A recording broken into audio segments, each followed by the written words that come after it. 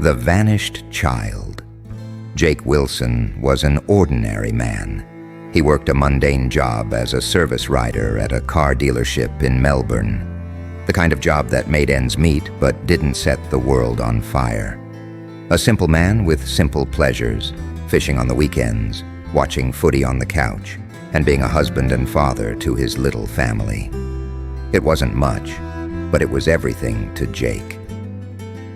Life hadn't always been so good. Back in 2016, loneliness had settled on him like mildew, thick and inescapable. After months of staring at empty beer bottles and the walls of his bachelor apartment, he downloaded a dating app on a whim. He went on a few awkward dates, dinners where the conversation fell flat, drinks where his palms wouldn't stop sweating, until he met Grace. Grace with her auburn hair and laugh that made the edges of the world brighter.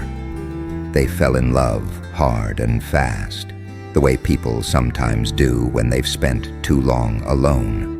6 months in, Grace sat him down, clutching a pregnancy test with trembling hands.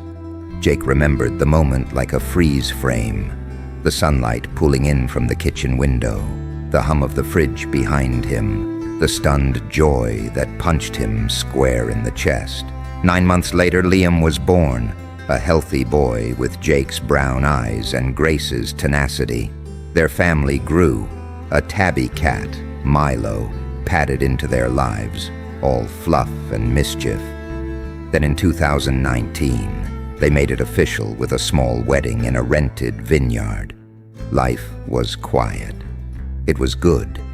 In 2021, Ellie came into the world, a little girl with brown eyes, so deep and serious they seemed older than time. She was born with a head full of brown hair that flopped into her face, and an energy that could fill the house with light. If Liam was wild and adventurous, Ellie was pure sunshine. Grace often joked that their little girl was the calm in their storm. And for a long while, life stayed perfect. It was August 2023 when the world cracked open. Jake woke up at 2:30 a.m. on a Saturday. His fishing buddy, Matt, had been pestering him all week about heading to their favorite spot, a remote lake just outside Melbourne. It wasn't anything special, just a small, quiet place where the water reflected the sky like a polished mirror. A fisherman's retreat. He kissed Grace's forehead as she snored softly, grabbed his gear, and packed the truck. By 3:40 a.m., the lake greeted him with silence. Matt was already there, grinning with a thermos of coffee in hand. They launched their small boat onto the water, and for the next few hours, it was just the two of them. Talking footy scores, swapping stories, and breathing in the cool, salty air. At 8 a.m., they called it a day. The lot was empty when they returned, save for a few parked cars with no owners in sight. Matt packed up first, waving goodbye as he drove off. Jake took his time, tying down his gear and letting the peaceful quiet linger a bit longer. And then he saw them. Lights. At first, he thought it was a trick of the sun rising higher in the sky. But no, these were not natural. The sky above the lake ignited, waves of red, blue, and gold rippling like liquid flame. The colors danced across the horizon, shimmering in perfect silence. It was mesmerizing, hypnotic, and terrifying all at once. Jake stood frozen, his mind empty, but for a primal, distant hum that rattled his bones. He watched for what felt like moments. Then, as suddenly as they had come, the lights disappeared, evaporated like smoke in the wind. Jake blinked, shook his head as if to wake himself, and climbed into his truck. The clock on the dash read 8:22 a.m. When he pulled into his driveway, something felt off. The house was quiet. He stepped inside, dropping his keys on the table, and called out, Grace stormed into the room. Her face was flushed, her eyes wide with anger. "Where the hell have you been?" Jake frowned. "Fishing? What are you talking about? I've been calling you all day. Your phone..." Jake reached into his pocket. Dead. That was strange. He glanced at the kitchen clock. It was 2 p.m. His stomach dropped. "Grace, it's only been..." But even as he said it, he knew something was wrong. The words turned to ash in his mouth. Grace sighed, shaking her head. "Whatever, Jake. The kids are napping. You're here now." "Kids." Right. He needed sleep. Maybe he'd dozed off by the lake. Yeah, that made sense. He trudged to the bedroom, barely registering his exhaustion as he collapsed onto the bed. Hours later, he woke to the smell of dinner. He wandered into the kitchen where Grace stood stirring a pot of something on the stove.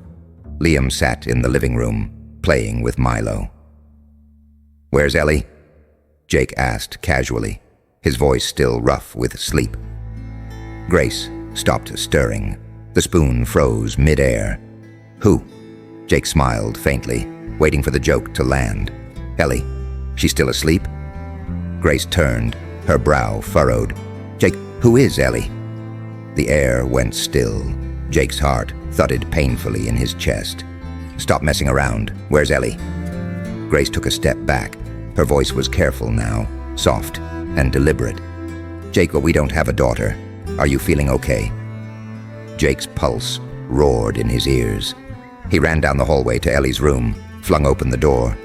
But there was no crib, no tiny dresser, no stuffed giraffe sitting in the corner. The room was an office, the same office it had been before Ellie was born. He stood there, trembling. It wasn't possible. Grace's voice carried down the hall. "Jake?" He stumbled back to the living room, breathing hard. Liam looked up at him with innocent, confused eyes, and Jake sank onto the couch. "We have a daughter," he whispered. "Her name is Ellie. She's 2 years old. Brown hair, brown eyes. You had a baby shower for her. We baptized her. We went to Tasmania when she was a newborn. She cried the whole way there. There are photos." Grace stared at him like he was a stranger. "Jake, you're scaring me." Jake stumbled toward the bookshelf, ripping open the family photo albums. Page after page, he flipped through the years. Liam at the beach, Grace holding baby Liam in the hospital, Milo as a kitten. But Ellie wasn't there. He dropped the album. No.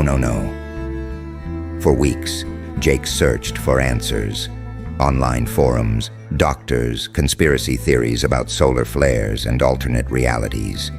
He found one story, an old legend about people seeing lights and waking up in a life they no longer recognized. One man spoke of a missing brother, another of a wife who'd vanished from his memories like smoke. But no answers ever came. Sometimes, late at night, Jake swore he could hear Ellie's laughter in the hallway, the soft patter of her feet against the floor. But when he turned to look, there was only silence. Life moved on. It always does. But for Jake, there would always be the lights and the empty space in his heart where his little girl once was. Some nights, he still dreamed of her, and some mornings, he woke up wishing he hadn't.